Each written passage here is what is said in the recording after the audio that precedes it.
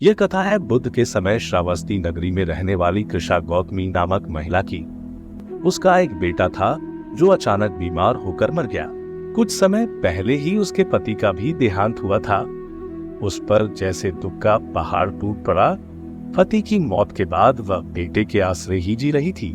गौतम बुद्ध उसी नगर के पास रुके हुए थे। लोगों ने महिला को समझाया, रगम मत, इतना दुखी मत हो, तुम बच्चे को बुद्ध के पास क्यों नहीं ले जाती?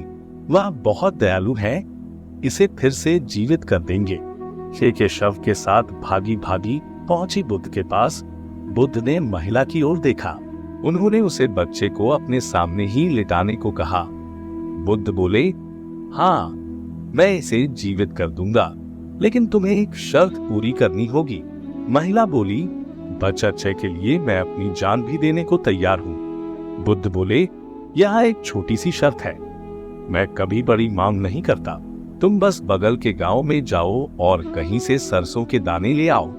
बस एक बात याद रखो, सरसों के दाने ऐसे घर से आने चाहिए जहां कभी किसी की मौत ना हुई हो।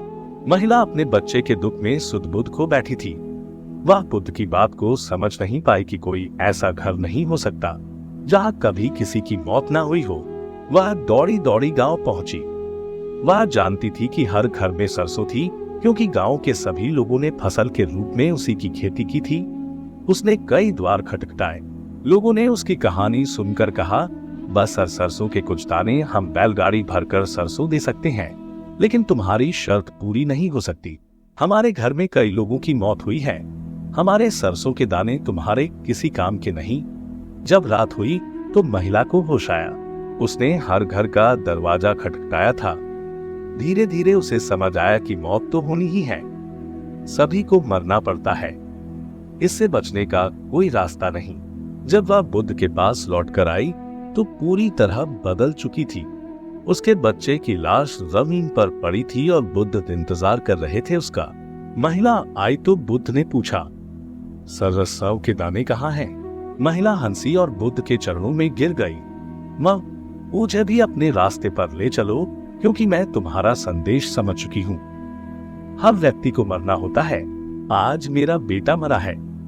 कुछ समय पहले मेरे पति का देहांत हुआ था। मैं भी नहीं रहूंगी। मैं मरने से पहले मृत्यु के पार निकलना चाहती हूँ। अब मैं अपने बेटे को दोबारा जीवित नहीं करना चाहती। मैं अब खुद कभी नष्ट नहीं होने वाले जीवन का साक्षात्कार करना चाहती हूँ। बुद्ध बोले, तब हाँ, भेजने का उद्देश्य ही यही था कि तुम जाग जाओ। बुद्ध ने कुशा गौतमी को दीक्षित करना स्वीकार किया।